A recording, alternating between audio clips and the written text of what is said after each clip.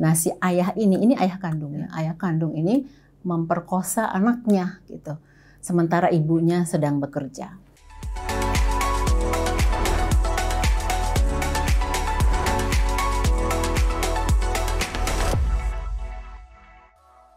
Nan, tadi kan Nani mengatakan bahwa kalau menghadapi kesulitan, kesusahan, atau patah semangat, atau patah hati dalam melakukan pekerjaan ini atau kegiatan-kegiatan ini, Nani kembali ke desa. Karena disitulah sumber kekuatan kita sebagai perempuan, melihat banyak sekali perempuan-perempuan, atau terutama perempuan miskin yang punya segudang permasalahan.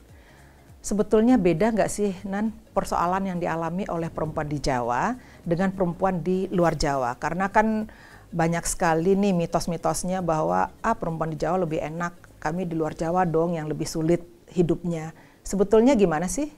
Ya, nah memang ini yang harus didalami ya. Dari pengalaman kami kan Peka bekerja di 20 provinsi, seluruh Pulau Jawa itu tercover, Sumatera, Sulawesi, seluruh perwakilan wilayah ya.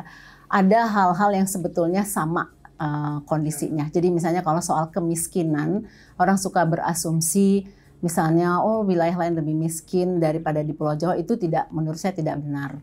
Karena misalnya kemiskinan yang dihadapi oleh ibu-ibu Peka di Pulau Jawa pun luar biasa gitu. Mereka juga perempuan miskin yang tidak punya tanah ya, dan saya rasa lebih sulit juga karena misalnya biaya hidup dan sebagainya akan lebih mahal juga gitu, karena apalagi yang dekat-dekat dengan ibu kota. Dan sebagian besar mereka adalah buruh-buruh tani yang tidak berlahan. Lahan di Pulau Jawa sebagian besar sudah tertransformasi. Persoalan-persoalan kemiskinan itu hampir sama ya. Ketiadaan akses terhadap sumber daya. Kemudian misalnya di luar Pulau Jawa, ibu-ibu Peka itu masih punya lahan, ada yang masih punya lahan warisan misalnya, ataupun misalnya mereka dulu transmigran ke Kalimantan, ke Sumatera, mereka punya lahan gitu. Hanya saja menghadapi persoalan pemasaran, produksi karena ketiadaan tenaga kerja, lalu juga pemahaman tentang kondisi yang dihadapin ekonomi ya, hantaman dampak globalisasi ekonomi yang masuk ke wilayah mereka gitu. Jadi ada tantangan yang berbeda ya, karena di Jawa ini kan juga keterbatasan lahan tadi tuh membuat perempuan juga sulit ya untuk melakukan survivalnya mereka ya, gitu ya. Kalau misalnya dikatakan mungkin akses informasinya lebih baik di Pulau Jawa, saya rasa juga tidak gitu. Jadi ada wilayah-wilayah di Pulau Jawa yang juga masih blank spot juga untuk akses informasi ya. Tapi memang untuk untuk perhatian mungkin ya, perhatian terhadap masyarakat, persoalan masyarakat itu di Pulau Jawa mungkin lebih baik karena memang dekat mungkin dengan pemerintah pusat, atau memang penduduknya kan 60% penduduk Indonesia ada di Pulau Jawa. Betul. Jadi sumber daya pemerintah itu adanya di sini. Sementara wilayah-wilayah yang jauh itu tidak mendapatkan perhatian yang sama. Tapi kalau misalnya persoalan stigma misalnya ya, itu juga ada sedikit perbedaan, tapi sebetulnya umumnya hampir merata. Misalnya gini, yang menarik misalnya di sini ya, kalau di Aceh status janda itu tidak mempunyai stigma yang negatif dibandingkan wilayah lain. Jadi janda di Aceh itu dihormati. Karena mereka sangat menghormati janda dan anak yatim, itu disantuni gitu. Jadi makanya ibu-ibu Peka di sana cukup terperhatikan gitu oleh sistem sosial. Selalu ada yang membantu janda dan anak-anak yatim, khususnya yang korban konflik gitu. Dan misalnya dari kombatan Aceh Merdeka ya, itu mereka sangat dibantu, gitu, sangat diperhatikan pendidikan anaknya, makannya dan sebagainya.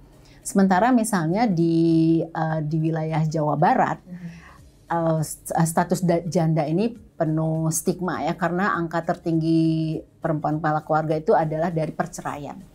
Jadi kawin cerai itu menjadi satu kebiasaan yang kemudian diterima dengan biasa saja gitu. Orang bisa kawin berkali-kali, cerai berkali-kali. Sementara di Aceh ketika menjadi janda itu sulit sekali perempuan untuk menikah lagi, karena karena ada harapan terhadap janda untuk tetap menjadi janda gitu. Sehingga walaupun misalnya dia ingin menikah, mereka akan menahan diri karena itu akan kehilangan status sosial yang dimuliakan. Di NTB misalnya, di NTB itu juga ada tradisi, ada kebiasaan masyarakat laki-laki untuk berpoligami dengan seenaknya gitu ya. Jadi misalnya bawa perempuan lain menikah terus membawa pulang istri baru ke rumahnya, terus jadi tiba-tiba gitu istrinya sudah dipoligami. Iya, sudah dipoligami seperti itu karena menikah siri itu biasa ya, karena kan di sana ada tradisi adatnya yang lebih kuat gitu. Nah, di NTT di lain sisi mereka memang punya sistem adat yang sangat kuat. Perempuan juga ketika misalnya mereka sebetulnya kan yang non muslim misalnya kan tidak ada ini poligami harusnya ya, tapi di sana praktek poligami dilakukan oleh baik yang muslim maupun non muslim gitu. Jadi karena sistem adatnya memungkinkan mereka untuk berpoligami. Jadi menarik untuk melihat bagaimana sistem keluarga ini dan budaya juga dan budaya ini mengelindan kehidupan perempuan kepala keluarga di berbagai daerah. Tapi kalau dilihat misalnya tadi perbedaan-perbedaan itu tidak terlalu mendasar besar ya, kecuali tadi terkait sama bagaimana pembangunan dilakukan di negara ini, karena misalnya Pulau Jawa memang mendapatkan perhatian porsi yang lebih baik besar sepanjang sejarah pembangunan kita, maka itu berpengaruh pada akses perempuan kepala keluarga. Nah, Nan, selama pandemi ini sebetulnya ada nggak sih yang melaporkan atau dalam diskusi-diskusi peka atau dalam pembicaraan-pembicaraan itu perempuan-perempuan yang menghadapi kekerasan atau menjadi korban kekerasan selama pandemi ini? Ada. Jadi misalnya di Sumatera Utara, ibu-ibu PK itu kan ibu-ibu PK ada yang tadi saya katakan menjadi paralegal. Betul. Ya. Mereka menangani beberapa kasus. Salah satu kasusnya itu perkosaan ayah pada anak kandungnya. Jadi karena pandemi, si ayah pulang dari tempat bekerja, dia biasa bekerja di luar gitu, pulang di rumah nggak ada pekerjaan. Sementara istrinya bekerja di restoran yang dengan sistem dikirim. Jadi istrinya tetap bekerja. Nah, anaknya sekolah di rumah gitu. Jadi ayahnya yang menjaga. Nah, si ayah ini ayah kandungnya. Ayah kandung ini memperkosa anaknya gitu. Sementara ibunya sedang bekerja. Kehilangan kata-kata saya. Ya, diketahui oleh tetangga gitu yang curiga mendengar anaknya berusaha untuk menolak ayahnya, dan itu sudah terjadi berkali-kali. Itu satu kasus yang membuat kita memang sedih sekali ya, karena akhirnya komunitas PK di wilayah ini mengurus persoalan ini. Dua hal jadi harus dihadapi. Pertama, pastinya membawa kasus ini ke ranah hukum untuk ayahnya. Yang kedua, mengurus ibu dan anak karena dua-duanya mengalami trauma. Lalu juga persoalan ekonomi ya kan, ibunya harus berhenti bekerja karena bolak-balik untuk mengurusin anaknya. Anaknya juga merasa hidupnya hancur ya karena ayahnya sendiri. Di wilayah lain juga ada kasus-kasus yang suami memukul gitu ya, memukul istrinya karena tekanan ekonomi. Jadi kan sebetulnya yang kita tidak bisa menerima, semuanya kan mengalami tekanan ekonomi, apalagi perempuan ya, dia harus menghadapi situasi di mana beban dia di rumah. Selama ini suaminya bekerja di kota lain misalnya. Ketika suaminya pulang dalam kondisi yang stres karena kehilangan pekerjaan, si ibu ini harus melakukan sesuatu untuk keberlangsungan ekonominya dan juga menghadapi suaminya yang stres dan ngurusin anaknya yang sekolah secara daring gitu. Teman-teman, dalam situasi sekarang, dalam pandemi COVID-19 ini, kita semua gagap dalam merespon realita yang kita hadapi sekarang. Tiba-tiba ada PSBB, tiba-tiba semua orang harus bekerja dari rumah. Tiba-tiba semua orang harus belajar dari rumah. yang tadinya kita tidak biasa untuk bekerja melakukan pekerjaan-pekerjaan secara online, tiba-tiba kita harus mengerjakan pekerjaan secara online. Dan bagi rumah tangga yang tadinya laki-lakinya, apakah suaminya atau saudara laki-lakinya yang bekerja di luar seperti cerita Nani tadi, tiba-tiba harus bekerja dari rumah. Sehingga apa yang dilakukan oleh istrinya atau saudara perempuannya tiba-tiba menjadi kelihatan jelek aja gitu loh ya, karena stres menghadapi tekanan ekonomi dan juga kehidupan yang selama ini memang berjarak. Tiba-tiba tiap hari, apalagi pada keluarga yang terbatas, ruangan rumahnya juga terbatas, tidak punya gerak sosial lagi, tidak punya secara fisik pun nggak punya tempat untuk lari, tiba-tiba semua menjadi terbatas. Istri yang tadinya juga punya waktu luang atau mungkin sedikit punya waktu untuk dirinya sendiri, sekarang tiba-tiba ada suaminya, harus melayani suaminya, harus melayani atau membantu anak-anak belajar dari rumah.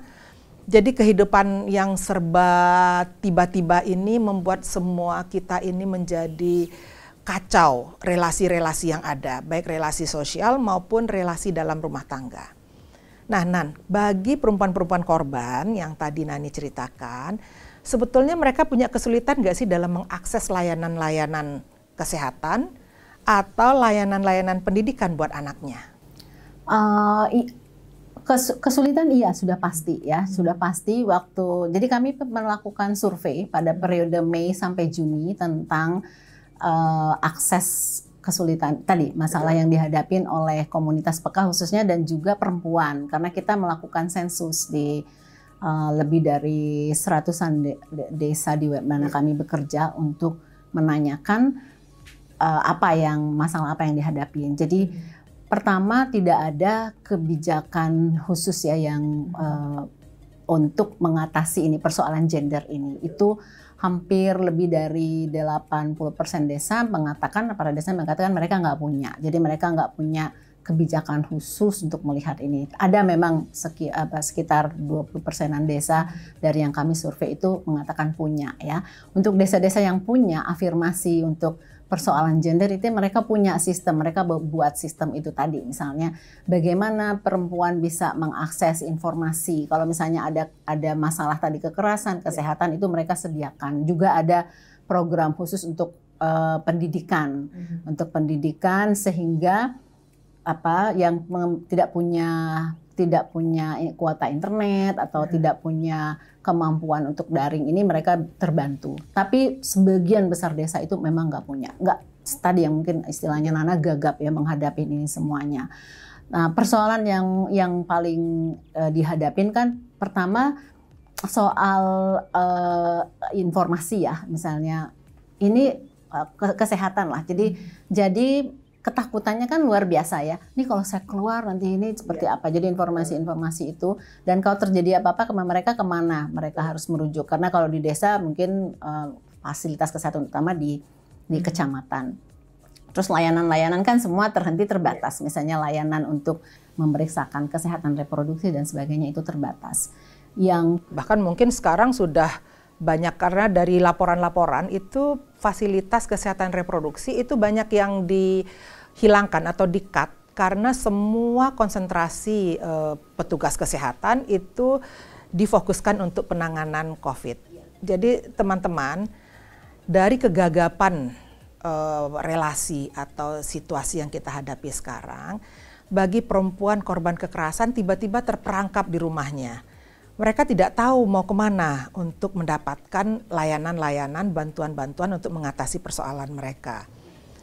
Dan juga yang sekarang ini kita hadapi atau yang dihadapi oleh sebagian besar perempuan-perempuan di sana adalah pemerintah tidak punya prioritas program untuk mengatasi ini. Seperti yang dikatakan oleh Nani tadi, program-program tersebut tidak memperhitungkan atau tidak memikirkan ada relasi gender yang bekerja di masyarakat.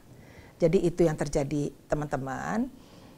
Nah, dalam situasi sekarang Nan, sebetulnya menurut Nani ada nggak sih kebijakan-kebijakan sekarang ini yang sebetulnya memang tidak menguntungkan bagi perempuan, terutama perempuan-perempuan dalam mengakses bantuan-bantuan sosial. Kan sekarang ini banyak sekali nih bantuan sosial karena dana untuk bantuan sosial kita ini kan besar sekali ya.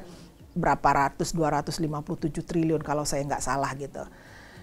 Itu kalau kita lihat angkanya kan besar sekali, tapi sebetulnya perempuan-perempuan anggota PEKA, baik di daerah-daerah maupun di Pulau Jawa, mereka kesulitan nggak sih mengakses bantuan-bantuan sosial tadi, atau ada masalah nggak di situ?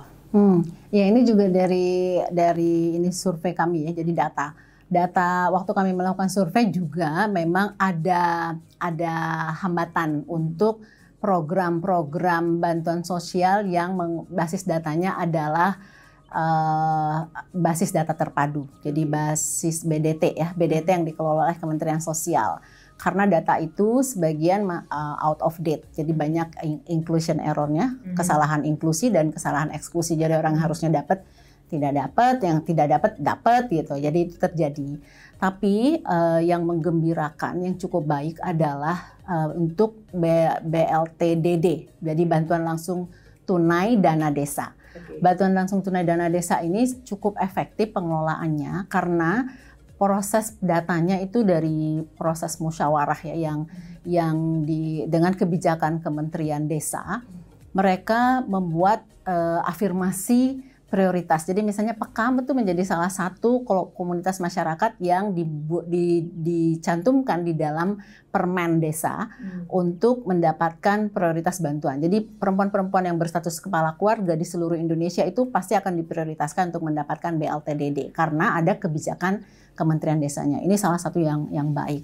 Tapi yang masih persoalan adalah untuk bantuan usaha UMKM yang setiap orang mendapat 2,4 juta ya. Itu sebetulnya cukup besar dan bisa membantu. Nah, ini persyaratannya kan mereka harus tergabung di dalam koperasi. Koperasi. Sementara misalnya di PEKA itu, komunitas PEKA tidak semua koperasinya berbadan hukum, sehingga dinas-dinas koperasi di daerah tidak bisa memfasilitasi untuk pengajuannya kecuali yang memang sudah berbadan hukum koperasi. Tapi kemudian kami melakukan pendekatan ke Kementerian Pemberdayaan Perempuan dan Perlindungan Anak ya, yang saat ini cukup progresif ya, cukup baik gitu memfasilitasi ini. Nah, melalui kementerian ini kemudian kita memasukkan data-data orang-orang perempuan-perempuan yang sudah berkooperasi tapi kooperasinya belum berbadan hukum dan perempuan-perempuan yang lama juga mengatur badan hukumnya. Punya usaha kecil yang memang memerlukan ini melalui Kementerian Pemberdayaan Perempuan Perlindungan Anak yang kemudian kementerian ini yang mengusulkan ke Kementerian Koperasi. Nah, ini bisa diakses. Jadi kalau menurut saya persoalan terbesar kita adalah soal data.